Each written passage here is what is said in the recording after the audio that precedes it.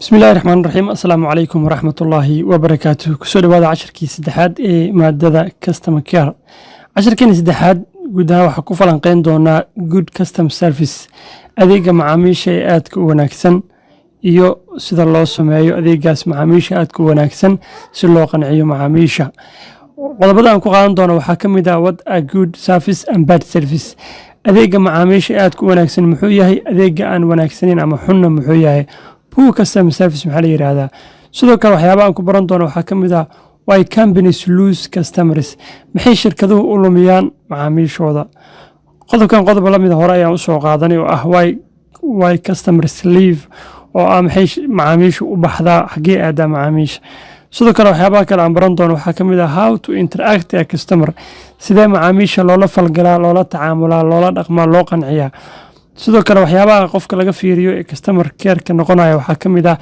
appearance matters muuqaalka qofka iyo wear smile dhol cadaynta iyaduna saameynta ay ku leedahay in macaamiilka la qanciyo sidoo kale qodob kale aan ku falanqeyn doono waxaa ka mid ah waxa la yiraahdo stay positive and energized in qofku mar walba uu noqdo qof ka fikiro dhanka wanaagga wax ka fiiriyo isla markaana yahay qof energized qof caaboon qof macnaa u diyaarsan shaqadan jecel shaqada inuu natiijo ka soo hooyo qodobadaas dhan ayaan ku falanqeyn doonaa casharkeena saddexaad insha Allah ku soo dhawaada waayahay what is good service muxuu yahay good customer service-ka ee aadka u wanaagsan muxuu yahay customer service-ka sida aan hore u soo qeexnay waxaa loo yaqaanaa dhahnay in la daryeelo lana caawiyo macaamiilka ayaa waxaa loo yaqaanaa customer service kan marka uu wanaagsan yahay maxay tahay marka uu wanaagsan yahay waa isagoo macaamiilka aanun wax su-aal ku weydiinin ayaa la rabaa in adigu inta wacdid weydiisid caqabadaha iyo cabashooyinka uu qabo aad ka jawaabtid baahiyihiisa aad weydiisid waxyaabaha uu jeclaa lahaa in adeega ama badeecada aad ka iibisay lagu soo kordhiyo aad weydiisid kadib aad adeegii waxyaabahaas u qabato ayaa waxaa loo yaqaanaa good customer service marka farqi ayaa u dhexeeyo customer service-ga caadiga ah iyo good customer service waxaa loo baahan yahay marka waa good customer service marka waxaan leenahay is a taking waa in la qaado that extra step waa tallaabo dheeri ah to help lagu caawinayo without being asking lagu caawinayo macaamiisha iyadoo aan wax su-aalah na soo weydinin ayaa waxa ayna ku saabsan tahay about attitude and skill dabeecad iyo waxay u baahan tahay xirfad ayayna u baahan tahay in la sameeyo dadaal dheeri ah oo macaamiisha lagu caawinayo iyadoo aan wax su-aalo kusoo weydinin tan shirkaduhu sameeyaana waa shirkadaha ku guuleysta inay qabtaan waxa loo yaqaano good customer service haddaba si macaamiishaas loo xaliyo oo macnaha maxaa la yirahda looga jawaabo baahiyahooda iyo waxyaabaha macaamiishu ay jecel yihiin waxaa u baahan tahay in macaamiisha lala falgalo oo lala tacaamulo marka sidaas darteed waxaa leenahay when dealing with customers marka macaamiil lala falgalayo ama lala tacaamulayo ama lala macaamilayo hadba sidaa u taqaano you should remember waa inaad xusuusnaataa oo aan niyaddu ku haysaa the first impression in aragga koowaad ee macaamiilka aad is arkaysaan is the last impression uu yahay araggii kuugu dambeeyey ee macaamiilkaasi aad arkayso maxay tahay haddaba waxaa loola jeedaa haddii macaamiilka marka ugu horeysa aad qanciso in macaamiilkaasi aad rajo badan ka qabto oo la hubo weliba inuu macaamiilkaasi dib kugu soo laabanayo balse haddii marka koowaad ee macaamiilkan uu ku yimid aad qanci weyso rajo lagama qabo mana la filayo inuu dib kugu soo laabto that's why loo leeyahay the first impression is the last impression aragga koowaad ee macaamiilka waa araggii kuugu dambeeyey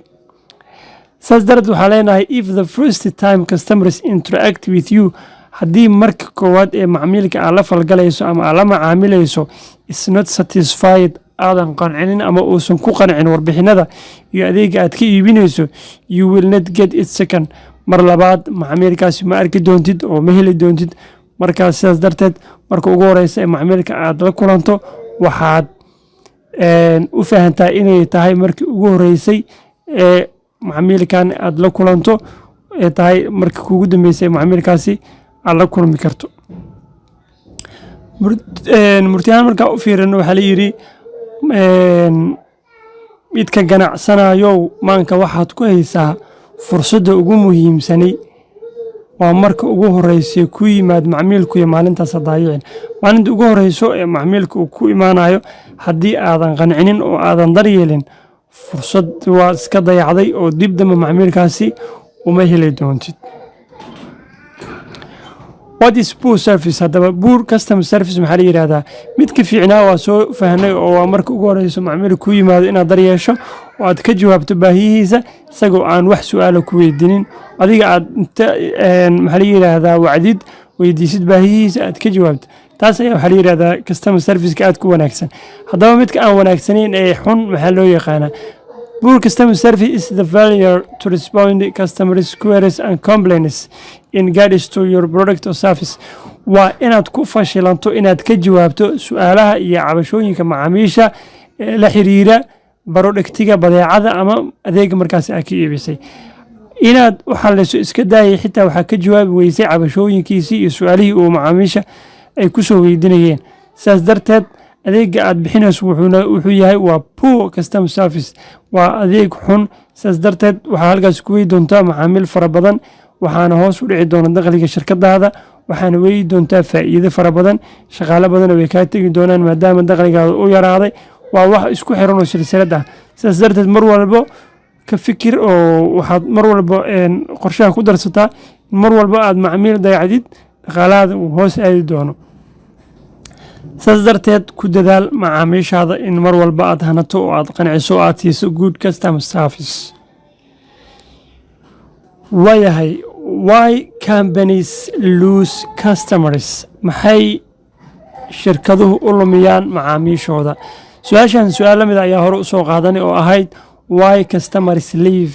maxay macaamiishu u baxdaa? xaggee aadaa macaamiishu?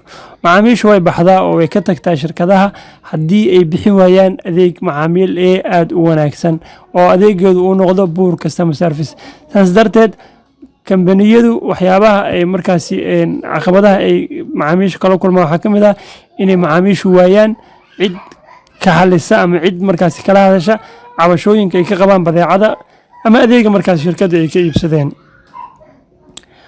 waayahay why companies lose customers? maxay shirkaduhu u lumiyaan macaamiishooda? waxay u lumiyaan 70% shirkaduhu macaamiishooda waxay u lumiyaan adeeg xumo, dhaqan xumo iyo dabeecado kala duwan in macaamiisha lagula dhaqmo.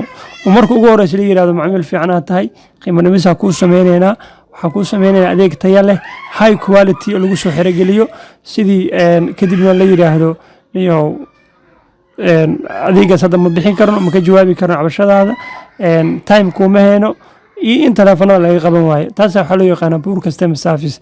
marka sidaasna macaamiil fara badan ayaa ku dhumi doonto, waana 70%. 30% soo harta ay macaamiishu shirkaduhu uga tagaan oo ay ka mid tahay qiimaha maxaa la yiraahdaa in loo adeegi waayo, tan ay ka mid tahay qiimaha iyo waxyaabaha kaloo la midka ah, iyo productigii qofkaasi ay ku qanci weysay iyo waxyaabaha kaloo la midka ah. marka mar walba ku dadaal in macaamiishaadu aad siisid adeeg macaamiil ee aad u wanaagsan. how to interact a customer? sidee macaamiil loola falgalaato? sidee loola macaamilaa? sidee loola xiriiraa macaamiisha?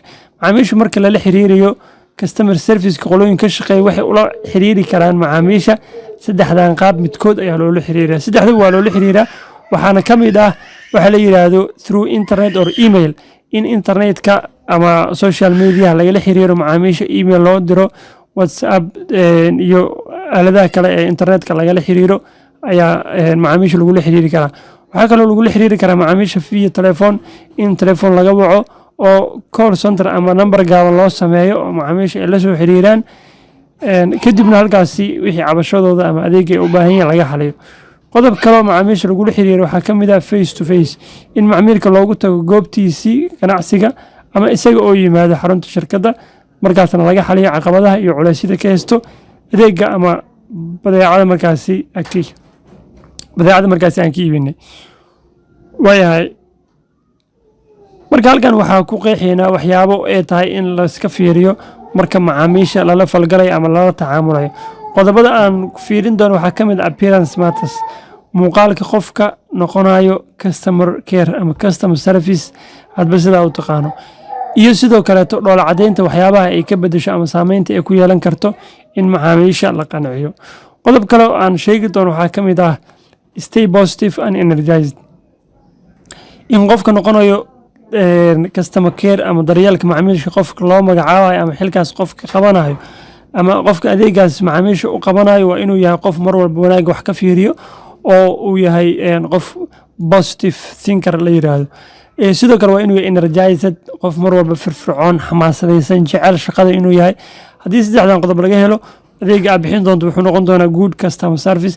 haddii saddexdan laga waayana, adeega aad bixin doonto wuxuu noqon doonaa poor customer service.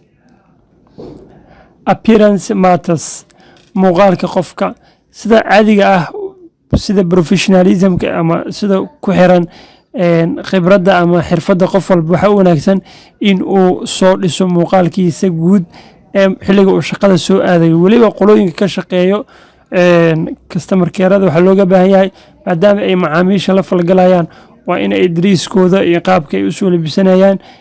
qasab maaha in aad suud soo xirato oo aad jaakad iyo taay soo xirato, balse dharkaada kuu feereysan oo kuu nadaamsan oo tintaada kuu shalaysan tahay, saliidda kuu marsan tahay, barfuunkaada wixii aad awooddo markaas aad soo qaadato, kadib aad soo timaado goobtaada adiga oo markaasi well prepared oo aad u soo diyaar garoobay. marka waxaan leenahay good appearance, muuqaalka wanaagsan wuxuu ka turjumayaa xirfadda qofka muuqaalkiisu markuu wanaagsan yahay waxaa fursad uu heli karaa inuu qanciyo macaamiilkaasi culays kasta ama caqabad kasta u haysto. laakiin haddii appearance-ga muuqaalkaada adiga uu liito, macaamiilka kuma qancin kartid inaad uga jawaabto oo aad ka xaliso cabashooyinkiisa. marka appearance matterska ama cabashada waxa la yiraahdo muuqaalka wanaagsan waxaa ka mid ah dharka qofka uu xiran yahay ayaa ka mid ah, codka oo macaamiilka kula xiriirayo ayaa ka mid ah, inuusan qofkan qof alaalaha hurdo ka soo kacay, in maxaa la yiraahdaa codkiisa cod buuq iyo qaylo wato uusan ahayn, in cod hooseeyo oo liito oo aan la maqlayn inuusan ahayn, in isaga markaasi uu yahay qof energized ah ayaa laga rabaa codkiisa. sidoo kaleeto waa in smilinka dhoola cadeynta iyaduna oo wejigaada ka muuqato iyadana saameyn ayay ku leedahay in macaamiilka aad qanciso. waxyaabaha kaleeto shaqaalaha iyada iska sahladaan ama oo aysan wax weyn u arkin waxaa ka mid ah sitting or standing posture, qaabka markaasi u fadhiyo qofka xafiiska jooga ee macaamiilka qaabilayo. haddii aad miiska dul saarato lugaha ama aad taagan tahay oo qaabdarro aad u taagan tahay ama maxaa la yiraahdaa aad ku jiifto kursigii xafiiska, ma qancin karto macaamiisha waxay rabaan qof diyaarsan, weel berbeerad ah, fadhiyo, kursigiisa iyo miiskiisa u habaysan yihiin, buugta iyo waxaa la yiraahdaa wixiisa ama maxaa la yiraahdaa xafiiskiisa uu weel berbeerad u yahay ayay jecel yihiin. waa qancin kartaa haddii sidaas aad u diyaarsan tahay. marka macaamiilka adiga waxaa awoodi doontaa inaad kalsooni badan muujiso oo aad qanciso macaamiilkaas. marka mar walba ogsoono good appearance, muuqaalka wanaagsan wax weyn ayuu ka bedelaa qancinta macaamiisha. waayahay be organized ayaa lagu dhahay, ma noqo mar walba mid aad u diyaarsan oo well prepared ah, soo diyaar garooba dhinac walba ka diyaarsan, haddii ahaan lahayd muuqaalkiisa, akhlaaqdiisa, aqoontiisa iyo maxaa la yiraahdaa office-kaada xitaa. waa arki doonaa qeybaha kala soo socda dadku waxyaaba ay qiimeeyaan waxaa ka mid ah qaabka aad u eg tahay, qaabka maxaa la yiraahdaa xafiiskaada xitaa qaabka u eg yahay xitaa waxyaaba saameynta kule ayay ka mid tahay. marka when you sound or look confidence you have a better chance to embracing and influencing customer. marka aad u eg tahay qof kalsooni ka muuqato waxaad jaanis u haysataa in aad qanciso oo aad saameyn ku yeelato macaamiilka. laakiin haddii kalsooni aysan kaa muuqanin oo aad adiga dhan indhaha taagayso, aad shigshigayso, aad maxaa la yiraahdaa warkii kugu dhegan yahay ama xitaa maxaa la yiraahdaa warkaadii uu toroba yahay, macaamiilka ma qancin kartid. saas darteed muuji confidence ama kalsooni muuji. if you give feeling being unclean or unorganized to your customer, they will not find difficult to believe that you are capable of solving their problems. haddii macaamiilka aad jaanis u siisid ama uu kaa dareemo inaad tahay mid unclean ah oo macnaha aad nadiif u ahayn, aan nadaamsanayn ama unorganized oo wixiisa aysan u qaabeysnayn, macaamiishaada ay dareemaan, way kuga adkaan doontaa in ay macaamiishu aaminaan inaad tahay qofka awoodda u lahaa inuu xaliyo problemka macaamiisha haysto. macaamiilku wuxuu ku leeyahay maba awoodid adiga inaa maxaa la yirahdaa cabashadiisa inaa xaliso, sababtoo marka hore waxaad siisay jaanis ah inaad tahay mid aan diyaarsanayn. sidaas darteed ha siinin macaamiisha fursad ay daldaloolo kaaga heli karaan oo ay ku aamini karaan in aad xali karto cabashada ama problemka macaamiisha markaas ay haysto. marka dad waxaa jira loo yiraahdo unorganized. hadda ninkan oo kale waa unorganized, waa nin aan aad u diyaarsanayn, sababtoo ah ninkan laba telefoon oo labada dhagood ku kala haystaa, buugti miiska waa buuxaa, problema haysta, waa dhidida, waa fikirsan yahay. kan ayaa waxaa loo yaqaanaa unorganized. organized wanna waxaa loo yaqaanaa dadkan oo kale waa organized, waa dad soo diyaar garoobay. ninkan waxaa loo yaqaanaa unorganized, waa mid aan qaabaysnayn. ninkan oo kale haddaa u timaad ad waxaa leedahay waraa iga wareejinayo ma qancin kartide, cabashada aa haysto adaaba buuq kugu furan yahay oo kuu soo laabana. marka mar walba noqo mid organized ah oo diyaarsan. okay, if you interactive with customer via email or voice call, haddii macaamiisha aad kula xiriireyso telephone ama email aad kula xiriireyso, you will feel more confidence. waxaad dareemaysaa kalsooni buuxa, sababtoo macaamiisha kuma hor taagna, kulama joogaan. marka ha aamini aad laftirkaada has dhihin kulama joogaan, waxaad rabto dheh. laakiin waxaa awood u leedahay inaad saameyso macaamiisha, aad u saameyso weliba qaab professional ah oo aad u gudbiso xirfadda macnaha adi markaasi aad leedahay qaab professional ah oo macaamiisha aad uga jawaabta cabashadooda. marka ha isdhihin telefon ayaad ku hadlaysaa, waxaa doonto sameey. qodobka labaad waxaa weeye waxa la yiraahdo wear smile, dhoola cadeynta maxay ka bedeli kartaa macaamiisha inaad qanciso. always smile increase not only your face. mar walbo dhoola cadeyntu waxay sare u qaadaa in macaamiisha uu markaasi uu qanco, ama qiimaha wejigaada inuu macaamiisha uu aad u qiimeeyo. the quality of your voice too, sidoo kaleeto tayada codka ama qaabka aad u hadlaysona saameyn ayay ku leedahay macaamiisha. halkan waxaa ku qoran tijaabo yar sameey oo ku saabsan in aad macaamiisha la hadasho adiga oo aan wax dhoola cadeyna sameyneynin. eraya caadiga kula hadal, isla erayadii kula hadal macaamiilka adiga oo dhoola cadeynayo ama yar qoslayahay. maxay tahay farqiga ay sameynayso? farqiga ay sameynayso waxay tahay in macaamiisha ay ku arkaan mid markaasi caan ah oo markaasi popular among customer. macaamiisha inay kugu qancaan oo ay ku arkaan ay yiraahdaan hebel ayaa cabashadeeda qancin karo ama u geysanayaa. waa adiga sababta aad u sameynaysana waxay tahay keliya waa dhoola cadeynta. marka tijaabada sameey oo haddii aad ka shaqayso ama xitaa haddii aadan ka shaqaynin, isku day inaad sameyso oo macaamiil erayo caadi kula hadal adigoo wax dhoola cadeyn aadan sameyneynin, kadib isla erayadii isticmaal adigoo dhoola cadeynayo. marka farqiga u dhexeeyo waad arki kartaa. qodobka ugu dambeeya aan kusoo gabagabeynayna waxaa la yiraahdaa stay positive and energized. mar walba inaad tahay qof positive thinker ah oo dhanka wanaagga wax ka fiiriya. macaamiisha haddii xitaa iyaga ay yihiin negative thinker ama dad negativeka wax ka fiiriyo, adiga ha raacin oo mar walba waxaa noqotaa qof dhinaca wanaagsan wax ka fiiriya. handling different customers day in day out can be frustrating experience. mar walba oo maalin walba oo aad macaamiisha la kulanto oo aad xaliso cabasho fara badan ama cabashooyin kala duwan oo macaamiila, waxa aad noqonaysaa mid khibrad wanaagsan u leh inuu daboolo cabashooyinka macaamiisha. saas darteed never let show that in your dealings. frustratingka ama cabashooyinka ama dhibaatooyinkii faraha badnaa ee aad kula kulantay macaamiisha kala duwan ee loo yaqaano difficult customerska hala wadaagin qof kale oo macmiil ah. hebel ayaa sidaanoo kale waa la kulmay ama cabashadaadoo kale hore u arkay hadhihin. isku day inaad adiga la timaado technique iyo xeelad aad ku qancinayso macmiilka. sidoo kale macmiilka marka aad la joogto oo ku yimaado ama email aad kula xiriireyso, waxaad qortaa emailka aan talking through phone. marka aad telefoon kula hadlayso sidoo kaleeto waa inaad iyaduna aad samaysataa wax la yirahdo note taking, oo aad qortaa waxyaabaha macmiilka uu sheegayo ama aad macaamiisha discussing kala samayso in a person. qofku markuu xitaa ku yimaado you have to note waa inaad note garaysataa.